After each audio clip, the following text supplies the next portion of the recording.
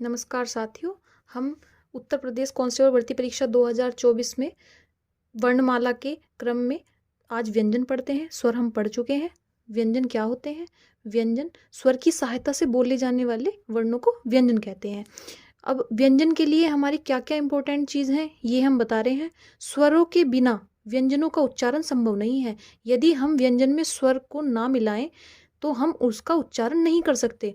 आगे है, बिना स्वर वाले व्यंजन में हल लगा होता है। जो बिना स्वर वाले व्यंजन होते हैं उसमें हल लगा होता है, जिसे आधा व्यंजन भी कहते हैं। इसी रूप को व्यंजन का वास्तविक रूप कहा जाता है। हिंदी व्यंजन की संख्या, हिंदी में अगर हम व्यंजनों की संख्या देखें तो 39 होते हैं। 39 वो कौन कौन से होते हैं? 25 तो स्पर्शी व्यंजन होते हैं, 4 अंतस्थ व्यंजन होते हैं, 4 ऊष्मीय व्यंजन होते हैं, 4 संयुक्त व्यंजन होते हैं और 2 द्विगुण व्यंजन होते हैं। इनको हम आगे पढ़ेंगे अभी। परंपरागत रूप से व्यंजनों की संख्या यदि परीक्षा में आएगी, परंपरागत रूप से व्यंजनों की संख्या कितनी होती है, तो आप 33 बताएंगे। क से लेके ह तक हमारे परंपरागत रूप से व्यंजनों की संख्या होती है। प्रत्येक व्यंजन में हमें ये चीज़ देखनी है कि प्रत्येक व्यंजन में हमारा ए स्वर मिला होता है या जुड़ा होता है। ठीक है, अब हम देखते हैं इसमें हमें व्यंजन में आगे जो इम्पोर्टेंट रहेगा, हमें देखना है कि किस किस कंठ से या मूर्धा से किस किस जगह से हमारी कौन सी वर्ण निकलते हैं व्यंजन के। अब देखते हैं, जो हमारा ये मानव का हमने वो बना दिया सर। अब इसमें क्या देखते हैं, जो हमारा कंठ होता है, कंठ हमारा यहाँ होता है गर्दन के पास में, और जो मूर्धा होता है, जो हमारा पीछे एक लटका हुआ सा भाग होता है, उसके ऊपर का जो भाग होता है, इसको कहते हैं मूर्धा। और तालु किसे कहते हैं? जो हमारी जीभ होती है, जीभ के ऊपर वाले पार्ट को हम क्या बोलते हैं? तालु बोलते हैं। और दंत हमारे दांत हो गए, और ओष्ठ हमारे होठ हो गए। अब हमारे पास आती है व्यंजन की हमारी सारणी। ये बहुत बहुत इम्पोर्टेंट है, इसको हमें याद करना है। कैसे याद करना है अब देखते हैं। सबसे पहले आपको याद करना है, शॉर्ट ट्रिक है इसकी, कचटतप, क च ट त प। कचटतप से याद रखना है, जो हमने अभी पढ़ा था कि हमारे जो 39 व्यंजन थे, 39 व्यंजन में जो 25 स्पर्शी व्यंजन थे, वो क वर्ग से लेके पा वर्ग तक, मतलब मैं तक, ये 25 क्या है हमारे? 25 हमारे स्पर्शी व्यंजन हैं। अब हमें देखना है कि स्पर्शी व्यंजन कहते किसे हैं। स्पर्शी व्यंजन उन्हें कहते हैं जिन व्यंजनों के उच्चारण में जीभ मुख के किसी न किसी भाग को छूकर निकलती है, उन्हें क्या कहते हैं? हम इन्हें स्पर्शी व्यंजन कहते हैं। अब आगे आते हैं हमारे अंतस्थ व्यंजन। अंतस्थ व्यंजन की परिभाषा अगर हम देखें तो क्या होती है? जिन व्यंजनों का उच्चारण स्वरों व व्यंजनों के बीच होता है, उन्हें अंतस्थ व्यंजन कहते हैं। अंतस्थ व्यंजन को हम अर्धस्वर भी कहते हैं। ये 4 होते हैं, कौन कौन से? ये, रे, ले, वे।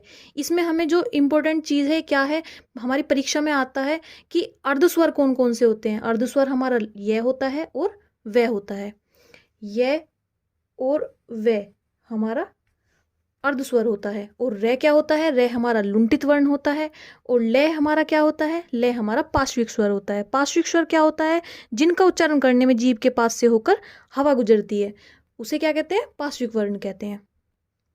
फिर हम देखते हैं कि जो कै वर्ग है, कै वर्ग हमारा कंठ से बोला जाता है। जो हमने अभी पढ़ा था कि जो कै कंठ हमारा कहाँ है? कंठ हमारा यहाँ पे है। कंठ से बोले जाने वाला हमारा कौन कौन से है? कै वर्ग। कै वर्ग में कौन कौन से आते हैं? क, ख, ग, घ, ड। और च वर्ग में कौन कौन से आते हैं? च, छ, ज, अइया। और टा में ट, ठ, ड, ढ, अन। और ता में त, थ, द, ध, न। और पा में प, फ, ब, भ, म। अंतस्थ व्यंजन हमने आपको बता ही दिया, ये रे लेवे। ऊष्मीय व्यंजन कौन सा होता है?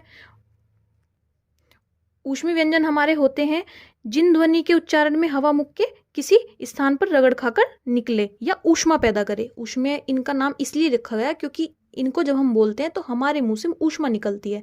तो तीनों से और है हमारे क्या है? ऊष्मीय व्यंजन है। और संयुक्त व्यंजन कौन से हैं हमारे? अक्षय, क्षत्रिय और त्रैत्रिशूल, श्रेश्रमिक, जयजानी। अब हम देखते हैं अक्षय क्षत्रिय किससे मिलके बना होता है। ये बना होता है हमारा क और श से, और त्रै, ते और रै से, श्रे, शे और रै से, और जयजानी जय और अय्या से। द्विगुण व्यंजन कौन से होते हैं हमारे? ड और ढ। अब हम सारणी में फिर से चलते हैं कि अब हमने देखा यहाँ पे अघोष, प्रथम जो हमारा वर्ग है वो हमारा क्या है, अघोष है। दूसरा वर्ग हमारा अघोष है। और तीसरा, चौथा, पांचवा ये हमारे सघोष हैं। अब हम देखते हैं कि अघोष क्या होते हैं और सघोष क्या होते हैं। जो हमारे अघोष होते हैं, अघोष क्या होते हैं, जिन व्यंजनों के उच्चारण में स्वर यंत्र में कंपन उत्पन्न नहीं होता, वो हमारे क्या होते हैं, अघोष होते हैं। और सघोष क्या हो जाएंगे, जिनमें हमारा कंपन उत्पन्न होगा, वो हमारे सघोष हो जाएंगे। अब हम देखते हैं अल्प प्राण और महाप्राण क्या होते हैं। अल्प प्राण क्या होता है, अल्प प्राण में हमारे जो मुख से जब हम इनका उच्चारण करते हैं तो मुख से हमारी कम वायु निकलती है, तो इसे हम अल्प प्राण कहते हैं।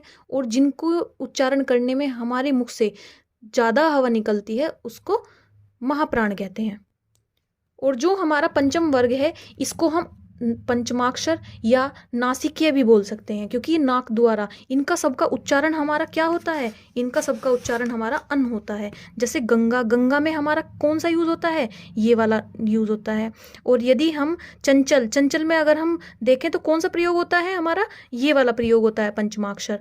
और यदि हम कंठ में देखें तो कंठ में हमारा ये पंचमाक्षर प्रयोग होता है। संबंध में देखें तो हमारा ये वाला पंचमाक्षर प्रयोग होता है। और यदि हम संकलन में देखें तो संकलन में हमारा कौन सा प्रयोग होता है, संकलन में हमारा क वर्ग का पंचमाक्षर प्रयोग होता है।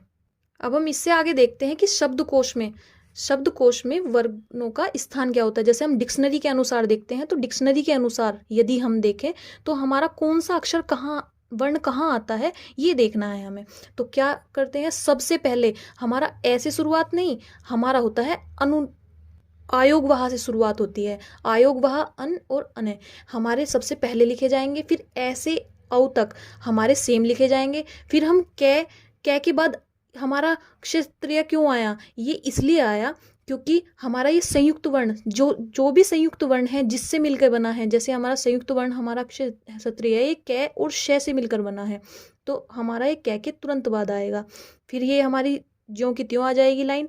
फिर चे, छे, जय, फिर हमारा जय ज्ञानी, जय ज्ञानी किससे मिलकर बना था, जय और अय्या से, तो हमारा जय के तुरंत बाद आ जाएगा। फिर टे, ठे, डे। अब डे और ढे हमने कहाँ पढ़ा है, अभी डे ढे हमने कहाँ पढ़ा है, द्विगुण व्यंजन में, तो हमारा द्विगुण व्यंजन में यहाँ पे आ जाएगा। फिर तय के बाद त्रय आएगा। त्रय क्यों आएगा, क्योंकि त्रय किससे मिलके बना है, तय और रे से, तो तय के तुरंत बाद त्रय आ जाएगा। फिर थे, दे, दे, धे, ने, फिर ये फे वाली लाइन सेम आ जाएगी। फिर श के बाद श्रय क्यों आएगा, क्योंकि श संयुक्त वर्ण है। संयुक्त वर्ण किससे मिलकर बना है, श और रे से मिलकर बना है।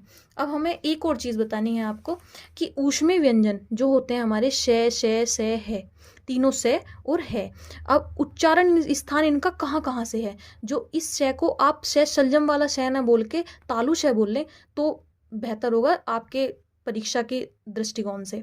तो तालु शय, मूर्धा शय, दंत शय और स्वर है, हमें यही देखना है। इनको हमें ऐसे ही याद करना है ऊष्मीय व्यंजन को। धन्यवाद। अगर आपको ये वीडियो पसंद आई हो तो लाइक शेयर जरूर करें। धन्यवाद।